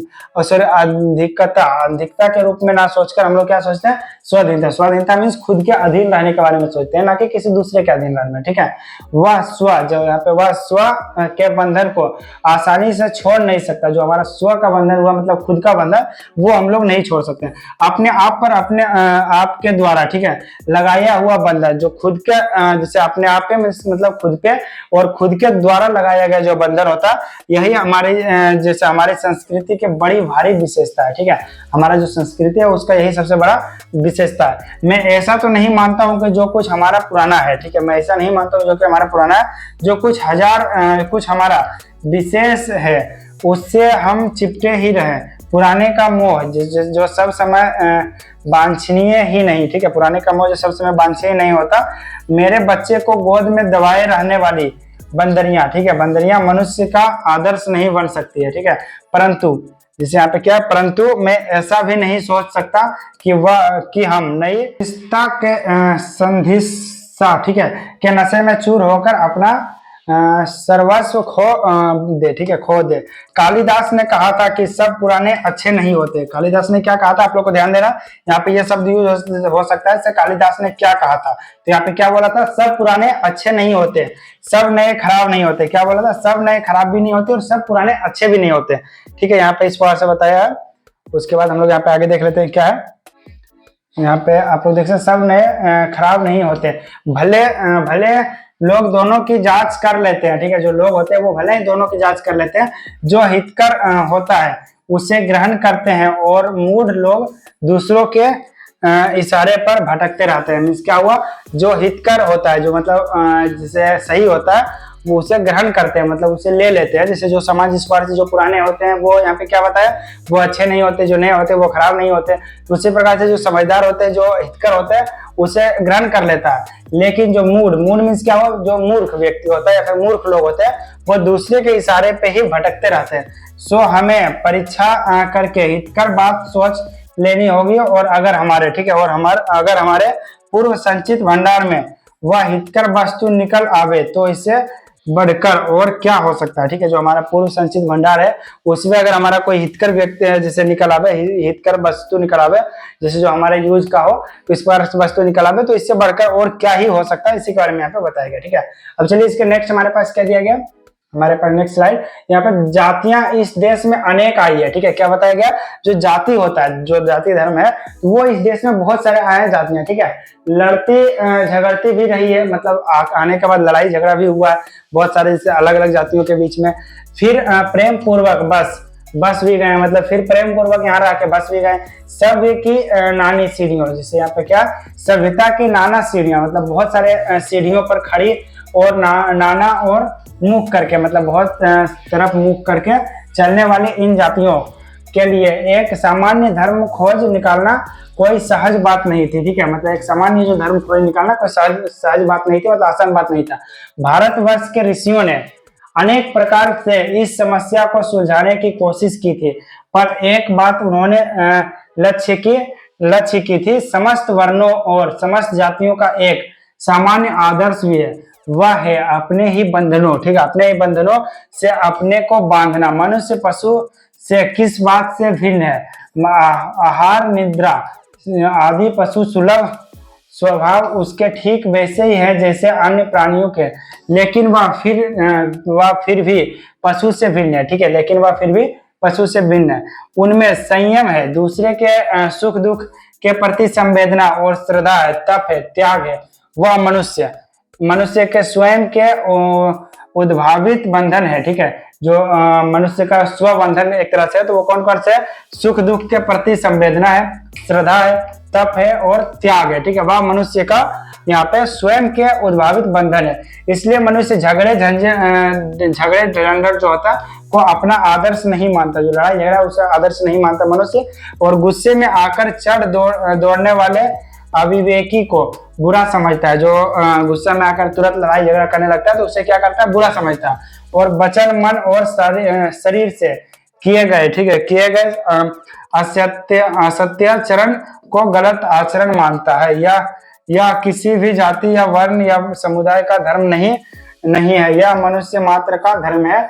महाभारत में इसलिए निर्वैर भाव, सत्य और अक्रोध को सब वर्णों का सामान्य धर्म कहा है, ठीक है।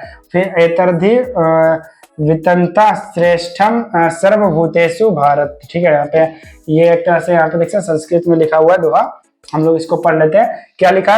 एतद्धि विदंता श्रेष्ठम सर्वभूतेषु भारत निर्वैरता महाराज सत्यम क्रोध एवं च, ठीक है। ये संस्कृत में लिखा हुआ क्या है एक बार और हम लोग इसको पढ़ लेते हैं। सत्यधि वितत, सॉरी यहाँ पे मुझे भी ये थोड़ा पढ़ने में दिक्कत हो रहा है। क्या है यहाँ पे देखते हैं, फिर से हम लोग पढ़ लेते हैं। सत्यधि विततम श्रेष्ठम सर्वभूतेषु भारत निर्वैरता महाराज सत्य क्रोध एवं च, ठीक है। ये यहाँ पे लिखा हुआ। अब इसका मतलब क्या है यहाँ पे? सबसे पहले अगर नीचे देख लेते हैं हम लोग, अन्यत्र इसमें निरंतर दानशीलता को भी गिनाया गया है। गौतम ने ठीक ही कहा। कौन? गौतम मीन्स क्या हुआ? गौतम बुद्ध, जो भगवान बुद्ध जिसे हम लोग कहते हैं। तो गौतम बुद्ध ने ठीक ही कहा था कि मनुष्य की मनुष्यता यही है कि वह सबके सुख दुख को सहानुभूति के साथ देखता है, ठीक है। मनुष्य की मनुष्यता क्या क्या है? कि वह सभी मनुष्यों का सुख दुख को सहानुभूति के साथ देखता है। या आत्मनिर्मित, ठीक है, आत्मनिर्मित बंधन ही मनुष्य को मनुष्य बनाता है, ठीक है। आत्मनिर्मित बंधन क्या? मनुष्य खुद से जो बंधन बनाता है, तो वह यह जो बंधन है यही मनुष्य को मनुष्य बनाता है, ठीक है। इसके बारे में यहाँ पे बताएगा। फिर यहाँ पे देखते हैं अहिंसा, सत्य और आक्रोध मूलक धर्म का, ठीक है, मूल उत्स यही है, ठीक है। मुझे आश्चर्य होता है कि अनजान में भी हमारी भाषा में यह भाव कैसे रह गया है, लेकिन मुझे नाखून के बढ़ने पर आश्चर्य हुआ था। अज्ञान सर्वत्र आदमी को, ठीक है, आदमी को पछाड़ता है और अज्ञानता, सुनिए यहाँ पे क्या आश्चर्य हुआ था? अज्ञान, जिसे जो पढ़ा लिखा नहीं है, जिसे अज्ञानी है, तो वह क्या होता है? सर्वत्र आदमी को पछाड़ता है, मतलब मनुष्य को हमेशा पीछा करता है, ठीक है। और आदमी है कि सदा उसमें लोहा लेने की कमर कसे है, ठीक है, मतलब हमेशा उससे लोहा लेने का मीन्स क्या हो? उसके विरोध में खड़ा होता है या फिर उसे हमेशा जीतने की कोशिश करता है, तो उसे कहता है लोहा लेने की कमर कसे हुए, ठीक है, मतलब हार नहीं मानना है इस चीज का, ठीक है। तो आप लोग को इसीलिए मैं स्टूडेंट्स बताता हूँ हमेशा पढ़ाई लिखाई कीजिए। अज्ञान से बेटर है कि आप लोग कुछ ज्ञान लीजिए, मतलब किसी भी फील्ड में। मैं ये नहीं बोलूंगा आप सिर्फ यही पढ़ाई कीजिए, इसके साथ में बहुत सारे नॉलेज लेने के लायक चीजें होती है जिसका कि आप लोग को शिक्षा ले सकते हैं, सीख सकते हैं, जिससे कि आप लोगों का एक तरह से ज्ञान में वृद्धि होगी। और जितना आपका ज्ञान में वृद्धि होगा उतना ही आप लोग आगे चल के कुछ ना कुछ कर पाइएगा, ठीक है। जितना नॉलेज होगा उतना आप लोग के लिए बेनिफिट है, ठीक है। नॉलेज हमेशा कोई नहीं ले सकता। आप लोग को बता दूं, अगर आपने 10 रुपीज कमाया तो वो आपका कोई ले सकता है, बट आपने यदि कुछ सीखा है तो वो आपका कोई नहीं ले पाएगा। आप लोग ये ध्यान देना। और एग्जाम में हमेशा 450 का टारगेट आप लोग को नहीं भूलना है।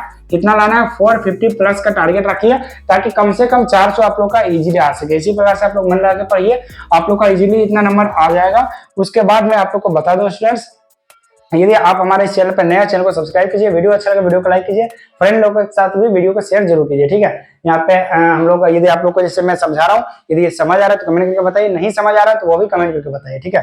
चलिए हम लोग यहाँ पे इसको थोड़ा और ऊपर कर लेते हैं। उसके बाद हम लोग इसका जो नेक्स्ट यहाँ पे दिया हुआ वो पढ़ लेते हैं। उसके बाद हम लोग देखते हैं और हमारे पास ये कितना बचा हुआ है, ठीक है। जो हमारा पार्ट है ये लास्ट ही है या फिर अभी और इसमें बचा हुआ है। तो यहाँ पे देखते हैं बस एक पेज और हम लोग पढ़ेंगे तो ये हमारा एंड हो जाएगा, ठीक है। तो हम लोग यहाँ पे एक पेज और हमारा है, बस ये वाला हम लोग पढ़ेंगे, फिर हमारा लास्ट पेज है। उसके बाद ये हमारा जो है वो एंड होने वाला है, ललित निबंध, ठीक है। जो कि यहाँ पे नाखून क्यों बढ़ते हैं ललित निबंध करने में, जिनके राइटर कौन है? हजारी प्रसाद द्विवेदी। और उनका जन्म कब हुआ था? 1907 में। और उनका मृत्यु कब हुआ था? 1979 में, ठीक है। यहाँ पे मैं आप लोग को अगेन दिखा देना चाहता हूँ, ये कुछ एमसीक्यू क्वेश्चन वगैरह जैसे VVI MCQ है ना, तो इसको याद रखना जरूरी है, तो इसलिए मैं आप लोग को अगेन बता दे रहा हूँ। यहाँ पे देखिए इनका जन्म कब हुआ था 1907 में, मृत्यु इनका कब हुआ था तो 1979 ईस्वी में, ठीक है। उनका जन्म कहाँ हुआ था तो उत्तर प्रदेश में हुआ था, बलिया नामक जगह में हुआ था। और उनका बलिया में जैसे किस जगह पे हुआ था, अगर ये आप लोग से एग्जाम में आ जाए तो आप लोग यहाँ पे देखते हैं बलिया में किस जगह पे हुआ था, आरत दुबे का छपरा, छपरा जैसे एक जिला है शायद छपरा जिला, तो वहाँ पे बलिया नामक स्थान पे इनका हुआ था, ठीक है, जन्म। ये सारा एमसीक्यू का वगैरह वीवीआई है, ये सारा ध्यान देना है। फिर हम जो अभी चैप्टर आप लोग को पढ़ा रहे हैं तो इसमें भी कई सारे वीवीआई क्वेश्चंस वगैरह आ रहा है जो कि आप लोग को ध्यान में रखना है। और इन सभी का जब मैं एमसीक्यू लाऊंगा तो वो एमसीक्यू क्वेश्चंस को भी आप लोग पढ़िएगा, जिससे कि एमसीक्यू क्वेश्चंस में सारा वीवीआई एमसीक्यू कंप्लीट होगा। आप लोग अभी पार्ट भी पढ़िए, इसके बाद मैं जस्ट इसके बाद आप लोग को लेकर आऊंगा इसका एमसीक्यू क्वेश्चन वगैरह, तो वहाँ पे आप एमसीक्यू क्वेश्चन को भी कंप्लीट कीजिएगा, ठीक है, जिससे कि आप लोग को अच्छे समझ आ जाए। जैसे पार्ट पढ़ने के बाद जब एमसीक्यू क्वेश्चन वगैरह पूछेंगे तो आप उसका आंसर जो है वो काफी इजीली दे पाइएगा, ठीक है। चलिए यहाँ पे देख लेते हैं मनुष्य को सुख कैसे मिलेगा, ठीक है। यहाँ पे पूछा जा रहा है एक प्रश्न, एक तरह से मनुष्य को सुख कैसे मिलेगा। बड़े बड़े नेता कहते हैं, जो बड़े बड़े नेता होते हैं वो कहते हैं वस्तुओं की कमी है और मशीन बैठाओ और उत्पाद बढ़ाओ और धन की वृद्धि करो और ब्रह्मा उपकरणों की ताकत बढ़ाओ, ठीक है। एक बूढ़ा था, उसने कहा था बाहर नहीं भीतर की ओर देखो, हिंसा को मन से दूर करो, मिथ्या को हटाओ, क्रोध और द्वेष को दूर करो, लोग के लिए कष्ट सहो, आराम की बात मत सोचो, ठीक है, जो आराम का बात है उसे मत सोचो, प्रेम की बात सोचो, आत्म तोषण की बात सोचो, काम करने की बात सोचो। उसने कहा प्रेम की बड़ी चीज है क्योंकि वह हमारे भीतर है, ठीक है। प्रेम एक बड़ी चीज है जो कि हमारे भीतर है। फिर यहाँ पे देखो उच्च श्रृंखला, जैसे उच्च श्रृंखला पशु की प्रवृत्ति है, ठीक है। स्व का बंधन मनुष्य का स्वभाव है, जो स्व का बंधन होता है वो मनुष्य का स्वभाव है, और उस श्रृंखला जो यहाँ पे है ये पशु की प्रवृत्ति है, ठीक है। आपको ये एमसीक्यू में आ सकता है कि उस श्रृंखला किसकी प्रवृत्ति है, क्या मनुष्य की है या पशु की है, या फिर और भी 2-3 ऑप्शन दे दिया जाएगा। तो आप लोग को ध्यान में रखना कि उस श्रृंखला जो है ये पशु की प्रवृत्ति है, और जो स्वबंधन है वो किसकी प्रवृत्ति है तो ये मनुष्य का स्वभाव है, ठीक है। फिर यहाँ पे बूढ़े की बात अच्छी लगी या नहीं पता नहीं, जिस जो बूढ़े ने बताया उसके बाद अच्छी लगी या फिर पता नहीं, उसे गोली मार दी गई, ठीक है। जो बूढ़ा था उसको यहाँ पे क्या किया गया, गोली मार दिया गया, ठीक है। आदमी के नाखून बढ़ने की प्रवृत्ति ही हावी हुई है, ठीक है, हुई, जैसे जो मनुष्य का जो नाखून बढ़ने की प्रवृत्ति वही हावी हुई है। मैं हैरान होकर सोचता हूँ बूढ़े ने कितनी गहराई में बैठकर मनुष्य की वास्तविकता चरित्रता का पता लगाया था, ठीक है। जैसे जो मनुष्य है, जो बूढ़ा व्यक्ति है, उसने कितना मनुष्य के वास्तविकता एक तरह से बताया था और चरितार्थ का जो यहाँ पे बताया था, ठीक है, पता लगाया था। फिर भी उसको क्या किया गया, गोली मार दिया गया, ठीक है। उसके बाद हम लोग यहाँ पे देख लेते हैं ऐसा कोई दिन आ सकता है जबकि मनुष्य के नाखून का बढ़ना बंद हो जाए। जैसे कभी क्या ऐसा कोई दिन आ सकता है जब मनुष्य का नाखून, जैसे मनुष्य का जो नाखून है वो बढ़ना रुक जाए, जैसे एक तरह से बढ़ना बंद हो जाए। प्राणी शास्त्रियों का ऐसा अनुमान है, जो जीव विज्ञान वाले लोग होते हैं उसी का से इस तरह से अनुमान है कि मनुष्य का अनावश्यक, जैसे अनावश्यक अंग उसी प्रकार झड़ जाएगा जिस प्रकार, ठीक है, मनुष्य का जो अनावश्यक अंग है जैसे कि नाखून वगैरह उसी प्रकार से झड़ जाएगा जिस प्रकार उसकी पूंछ झड़ गई है। जो मनुष्य का पूंछ है वह झड़ गया, जैसे मनुष्य का पूंछ इसमें मतलब बताया गया, जो पहले मनुष्य था वो बंदर की तरह रहता था तो उनका जो पूंछ वगैरह हुआ था तो वो जिस प्रकार से झड़ गया, उसी प्रकार से मनुष्य का जो नाखून है और भी जो अनावश्यक चीज है वो सारा भी झड़ जाएगा, ठीक है। उस दिन मनुष्य की पशुता भी लुप्त हो जाएगी, शायद उस दिन वह मारण अस्त्रों जिससे का प्रयोग करना भी बंद कर देगा। मारण अस्त्रों में क्या हुआ, जो अस्त्र शस्त्र है उसका भी प्रयोग करना बंद कर देगा। तब तक इस बात से छोटे बच्चों को परिचित करा देना वांछनीय जान पड़ता है कि मनुष्य की अपनी इच्छा है, अपना आदर्श है बृहत्तर जीवन में, ठीक है, बृहत्तर जीवन में अस्त्र शस्त्रों का बढ़ने देना मनुष्य की अपनी इच्छा की निशानी है और उनकी बाढ़ को रोकना, ठीक है, जैसे उनके बाढ़ को रोकना मनुष्य तत्व का ताकाजा है, ठीक है। मनुष्य में जो घृणा है, जो अनायास बिना सिखाए आ जाती है, वह अनायास जो बिना सिखाए आ जाती है वह पशु तत्व का जिसे घोतक है, ठीक है। और अपने को संयत रखना, दूसरे को मनोभाव का आदर करना मनुष्य का स्वधर्म है। बच्चे यह जाने तो अच्छा हो कि अभ्यास और तप प्राप्त वस्तुएं मनुष्य की महिमा को सूचित करती है, ठीक है। सफलता और चरितार्थ में अंतर है। मनुष्य के मारण अस्त्रों के संचयन से ब्रह्मा उपकरणों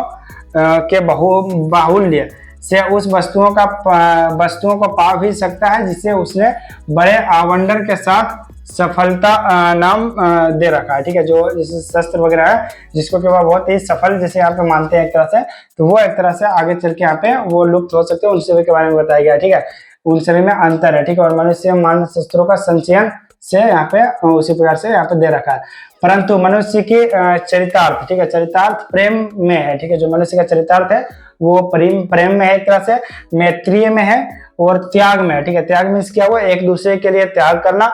मैत्रीय मीन्स क्या हुआ, दोस्ती वगैरह में। और यहाँ पे प्रेम मीन्स क्या हुआ, एक दूसरे से अच्छा व्यवहार रखना, संबंध रखना। ठीक है, अपने को सबके मंगल के लिए निःशेष भाव से दे देने में है। ठीक है, अपने को जो है अपने जो लोग वगैरह हैं को सबके मंगल, ठीक है, सबके मंगल के लिए मतलब सभी के अच्छे के लिए निःशेष मतलब निःशेष भाव में बिना कोई स्वार्थ का दे देना है। ठीक है, नाखूनों का बढ़ना मनुष्य के उस अंध सहजात वृत्ति का, ठीक है, सहजात वृत्ति का प्रमाण है जो उसके जीवन में सफलता ले आना चाहती है। उसको काट देना उस निर्धारित, ठीक है, स्व निर्धारित आत्मबंधन का फल है जो उसे चरितार्थ की ओर ले जाती है। ठीक है, इसके बारे में बताया गया। फिर यहाँ पे क्या, कमबख्त नाखून बढ़ते हैं तो बढ़े, मनुष्य उन्हें बढ़ने नहीं देंगे। मतलब क्या हुआ, कमबख्त नाखून अगर बढ़ना चाहे मीन्स क्या हुआ, अगर कोई जिसे इंसान ही अगर कुछ गलत करना चाहे, शस्त्र वगैरह बनाना चाहे तो बढ़ाए, लेकिन जो मनुष्य है, जैसे मनुष्य का जो प्रवृत्ति है वो अस्त्र शस्त्र बनवाता है मनुष्य से, लेकिन मनुष्य जो अपना विवेक स्व का जो जैसे एक तरह से हमारा प्रवृत्ति है वो मनुष्य का प्रवृत्ति उसको बढ़ेगा तो बढ़ने देगा, लेकिन उसे जिससे एक तरह से मनुष्य का जो प्रवृत्ति है उसे बढ़ने नहीं देगा। ठीक है, जैसे नाखून बढ़ता है तो बढ़े, उसी तरह से अस्त्र शस्त्र बढ़ता है तो बढ़े, लेकिन मनुष्य उसको कंट्रोल में रखेगा, उसको लिमिट से ज्यादा नहीं होने देगा। इसी के बारे में बताया गया। यहाँ पे नाखून क्यों बढ़ते हैं, नाखून से हमारे मतलब है जो हजारी प्रसाद द्विवेदी जी हैं वो नाखून एक तरह से एग्जाम्पल में लिए और इसके हिसाब से उन्होंने कई सारी चीजें बताई। यहाँ पे देखते हैं अस्त्र शस्त्र के बारे में बताया, भारत के बहुत सारे यहाँ पे ऋषि मुनियों के बारे में बताया और भी बहुत सारी चीजों के बारे में बताया। तो ये एक तरह से यहाँ पे नाखून क्यों बढ़ते हैं, यहाँ पे नाखून का एक एग्जाम्पल देके कई सारी चीजों के बारे में इन्होंने यहाँ पे इस ललित निबंध में समझाया है। ठीक है, उसके बाद देखिए हम लोग के पास यहाँ पे क्या है, कुछ यहाँ पे देखते हैं क्वेश्चंस वगैरह आप लोग से पूछा गया बौद्ध और व्यास का।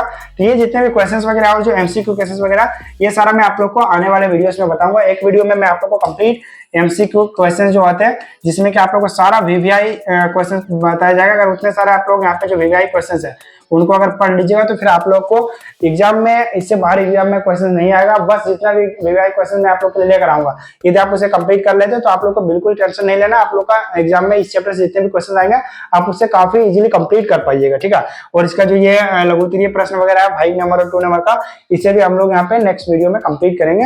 एक वीडियो इस पे आएगा और एक वीडियो एमसीक्यू पे आएगा। ठीक है, 2 वीडियो और आने वाली है, इसलिए वीडियो को लाइक कीजिए, चैनल पे नए हो चैनल को सब्सक्राइब कीजिए जिससे कि मैं जैसे और भी वीडियो अपलोड करूँ उसका नोटिफिकेशन आप तक चला जाए सबसे पहले। एंड उसके साथ ही मैं आप लोग को बता देना चाहता हूँ स्टूडेंट्स, यदि आपने अभी तक हमारे जो प्रीवियस वीडियोस वगैरह है उन सभी वीडियोस को नहीं देखा, जैसे श्रम विभाजन और जाति प्रथा, इसका मैंने ऑलरेडी एमसीक्यू क्वेश्चंस भी कंप्लीट कर रखा है जिसमें कि सारा वीवीआई एमसीक्यू क्वेश्चंस कंप्लीट कर रखा है। आप लोगों ने यदि वीडियो नहीं देखा चैनल पर विजिट करके बहुत सारा वीडियोस देखिए और इस वीडियो के एंड में भी मैं वीडियो का लिंक दे दूंगा, वहां से भी आप देख सकते हैं वीडियो डिस्क्रिप्शन से भी। और जो 20 का दांत हमारा चैप्टर है ये भी हम लोगों ने अपलोड कर रखा है। फिर हम लोगों ने एक और यहाँ पे भारत से क्या सीखे जो चैप्टर है हमारा, भारत से क्या सीखे उसे भी हम लोगों ने कंप्लीट कर रखा, जो कि हमारा मैक्स मुलर जी का एक स्पीच है भारत से क्या सीखे उसको।